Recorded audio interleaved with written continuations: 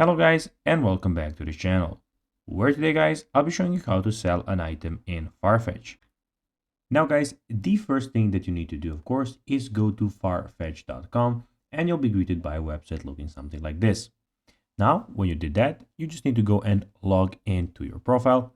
But guys, if you do not have one, don't worry, you can always go to Farfetch and create your own account. But guys, if you do not know how to do that, you can always go to our YouTube channel where we have plenty of how to Farfetch videos where you can see how you can do this. Now guys, that we got that out of the way, let's see what we actually have in front of us here.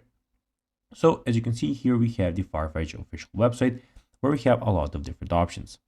So first of all, we have the women's wear and we have the men's wear, which you can go and see. And we also have the kids wear for kids.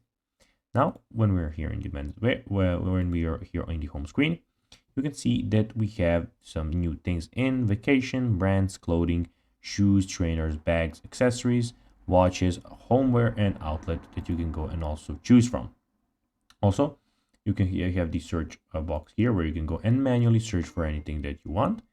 And also we have the, as you can see, language and region changer here where you can go and change those.